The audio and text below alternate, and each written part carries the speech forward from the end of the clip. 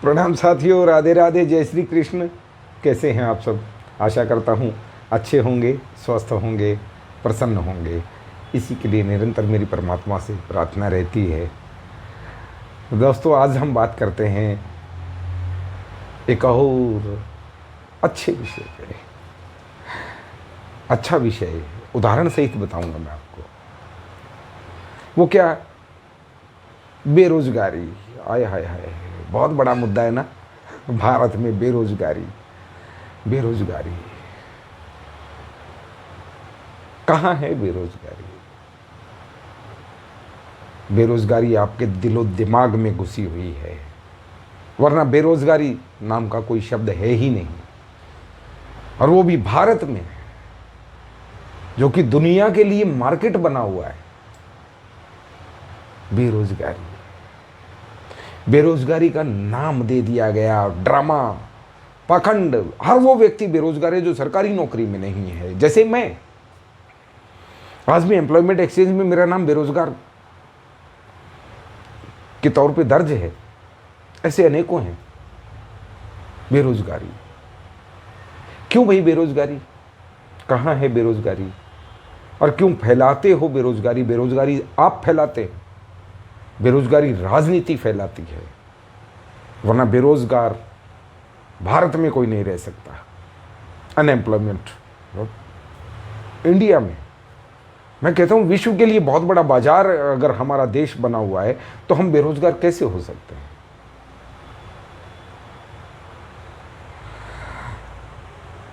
हमारे यहाँ के बच्चे क्या करते हैं आप जानते ही हैं। अब थोड़ा ट्रेंड बदला है, नहीं तो पीछे कुछ ही साल पहले हमारी पीढ़ी के तो लाखों,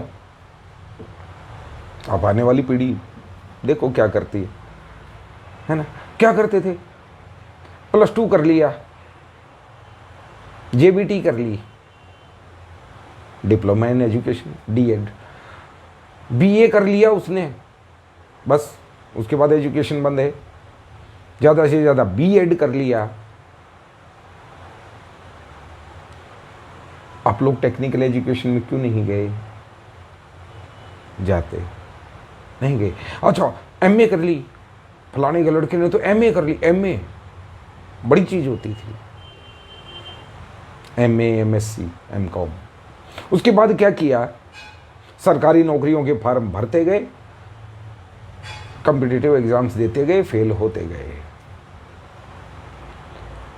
अब एक ने MA कर लिया है, BEd कर लिया है, वो कुछ और रोजगार नहीं करेगा। कैसे करे? शर्म आएगी। तो क्या करेगा? तो वो गांव में किसी मेड पे, दीवार पे, बुग्गी पे बैठ के बीड़ी फूकेगा, ताश खेलेगा दिन भर, सरकारी नौकरियों के फॉर्म भरेगा जिनमें की सिलेक्शन नहीं होगा। सबका थोड़ी हो जाता है, 10% शायद नहीं होगा, तो वो ऐसे ही उम्र गुजार देगा, लेकिन काम नहीं करेगा। काम नहीं करेगा। यार MA BEd आदमी है, दुकान कैसे खोल के बैठ जाए? कैसे वो सब्जी की रेहड़ी लगाए? कैसे वो फल बेचे? अथवा कैसे वो टैक्सी चलाए? MA BEd है यार, MA BEd होके टैक्सी चलाएगा क्या? नहीं।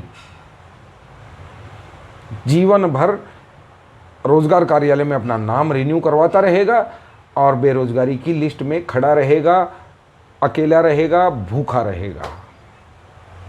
ईगो। कमाल है यार, MA BEd है, MSc किया है लड़के ने, सरकारी नौकरी नहीं मिली। नहीं मिली तो उम्र बीत गई। बेरोजगारी है, खूब डंका पीटते हैं। क्यों भैया? आपने MA BEd किया था तो आप सरकारी में नहीं मिली तो किसी प्राइवेट निजी संस्थान में आप नौकरी कर सकते थे, अपना भरण पोषण कर सकते थे। नहीं किया। आपके पास कुछ ज़मीन थी, आप किसान परिवार से हैं, आपके माता पिता, आपके दादा दादी उन्हीं खेतों में कमा के खाते रहे, अपना पेट भरते रहे। और आजकल तो उन्नत कृषि हमारे देश में हो गई है, तो आपने मेहनत क्यों नहीं की? ना ना ना, MA BEd लड़का वहाँ खेतों में हल चलाएगा क्या? या सब्जियां बोएगा क्या? बेरोजगारी है। हमारे प्रधानमंत्री जी ने एक शब्द कह दिया कि पकोड़े तलना भी तो एक रोजगार है। इतना हंगामा देश में हो गया, क्या सच में पकोड़े तलना रोजगार नहीं है? हिसार में, हरियाणा में एक शहर है हिसार। हिसार में एक दुकान है, दुकान नहीं कहूँगा मैं उसको, मैं वहाँ जा चुका हूँ। राम चाट भंडार, RCB, बड़ा फेमस है, आज ब्रांड बन चुका है। बहादुरगढ़ में एक है बिल्लू पकोड़े वाला, नाम देखना, बिल्लू पकोड़े वाला। नरेला दिल्ली में एक है बबलू टिक्की वाला। ये ब्रांड हैं, ये कोई रेडी नहीं लगी है वहां पे, आज ही ब्रांड बन चुके हैं। ऐसे अनेकों। बीकानेर वाला, हल्दीराम्स। और सबसे बड़ा उदाहरण आपको दूं तो महाशय धर्मपाल जी MDH के मालिक, क्या वो किसी परिचय के मोहताज हैं? क्या वो कहीं ग्रुप D में नौकरी करते थे? क्या वो MA BEd करके टीचर लग गए थे? जिस समय बंटवारे के समय वो वहाँ से आए थे, 2 जून खाने की रोटी नहीं थी। खारी बावली में रेहड़ी पे मसाले बेचते थे। काम किया, मेहनत किया, शर्म नहीं। काम में शर्म कैसी? तो आप कोई अनैतिक काम थोड़ा कर रहे हैं। अनैतिक काम करें तो आपको शर्माने की आवश्यकता है। अपने समाज में, अपने परिवार में आप साफ सुथरा काम कर रहे हैं। मेरा ही एक दोस्त, मैं आपको बताता हूँ, मेरे ही पड़ोस में एक दुकान करता था बढ़ई की, और उम्र भी कम ही थी, ये कोई 24-26 साल। क्या हुआ, एक गलत ऐब में वो बच्चा फंस गया है। हमारे यहाँ एक वो चलता है, एक तरह का शायद जुआ ही होता है, वो सट्टा, कुछ नंबर लगाने होते हैं, उन नंबरों पे लॉटरी सिस्टम, ऐसा कुछ। और ऐसा उलझा, पैसे लगाते गया, हारता गया, लगाता गया। और ये बड़ा नशा होता है इस चीज़ का, कहते हैं लत लग जाती है। हमने कभी किया नहीं, इसलिए नहीं इसके बारे में ज़्यादा जानकारी, लेकिन ऐसा हुआ। तो वो बच्चा फंसता चला गया, दुकान बिक गई, उसकी मशीनरी बिक गई, कुछ लाख रुपया कर्ज भी हो गया। मैंने उसको समझाया, उसके भाई ने मुझसे कहा कि ऐसे ऐसे ये फंसा है, तो मैंने भी उसको बैठ के समझाया। तो उस बच्चे की समझ में आ गई। तो बोले ठीक है जी, अब मैं ऐसा नहीं करूँगा, मैं ये काम तो आज से बंद कर दे। उसने कर दिया। तभी आ गया अपना ये कोरोना लॉकडाउन, 2020 में शायद आया था, मार्च 2020 से।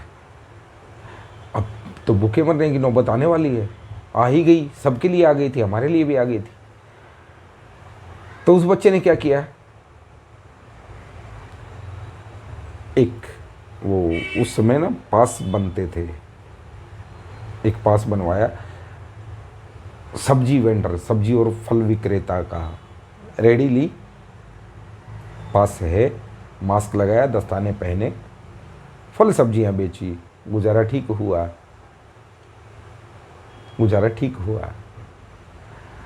कुछ एक्स्ट्रा इनकम भी हुई, उस समय होती थी। फिर क्या हुआ,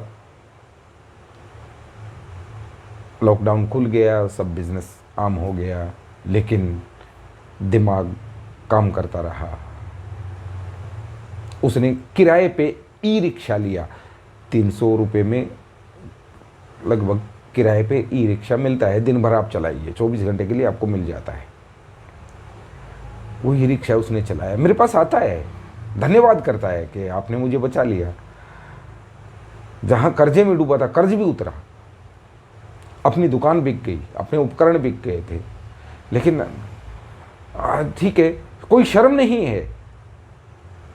शर्म क्या है? उसने वो किया, ई रिक्शा चलाया, ठीक ठाक इनकम हुई, अपना ई रिक्शा खरीद लिया, और आज 2023 ही है, कोई ज़्यादा समय नहीं हुआ है, 4 ई रिक्शा तो वो किराए पे देता है, एक को खुद भी चलाता है, और कहता है भाई साहब लगभग 4,000 रुपये डेली इनकम हो जाती है, सारा खर्चा निकाल के 4,000 रुपये डेली इनकम। भाई साहब, अरे मेरी आपकी है क्या? 4,000 का मतलब वो 1,20,000 रुपये, 1,20,000 रुपये महीना। शर्म करता तो वो भी यहीं फुटपाथ पे बैठ के बीड़ी फूंक रहा होता। नहीं किया तो कामयाब है।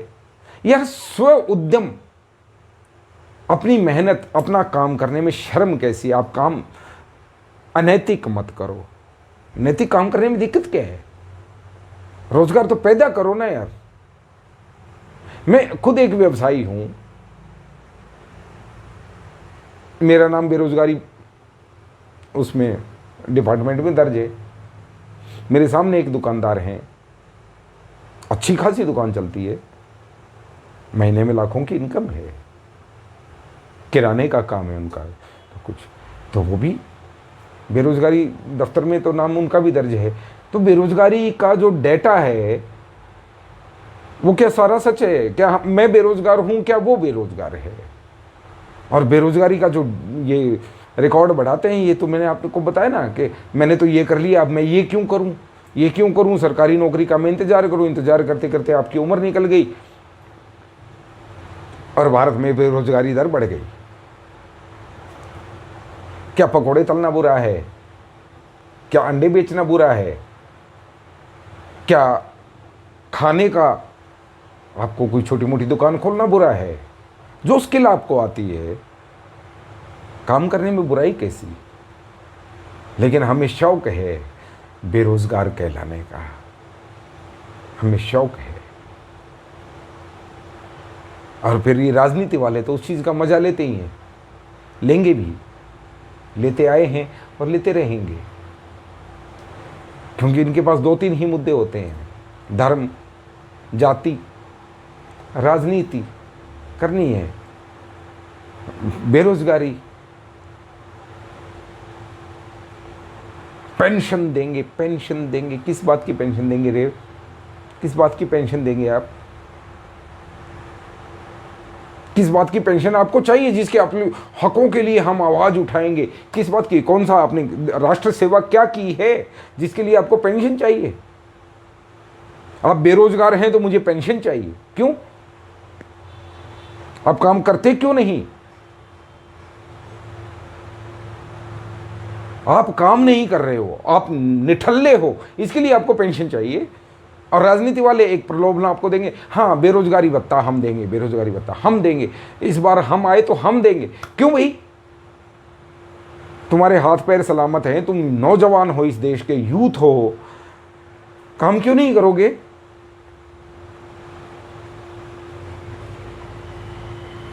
क्यों नहीं करोगे भाई? उनको अपनी राजनीति चमकानी है। वो लोग राज्य भोगते हैं, राजा हैं, तुम क्या हो? लानत है तुम पे। पीएचडी करके ग्रुप डी के फॉर्म भर रहे हो, स्वरोजगार में क्यों नहीं हाथ आजमाते हो यार? क्यों नहीं करते हो? कोशिश तो करो। ईगो कहीं किसी काम नहीं आने वाली, ईगो किसी काम नहीं आता। बात को समझें, यदि समझ में आ जाए तो कृपा करें मुझ पे भी और किसी एक का जीवन भी यदि मैं सुधार पाऊं, धन्य हो जाऊंगा। मेरा तो है जो है, हम तो बाबा हैं जी। राधे राधे, जय श्री कृष्ण।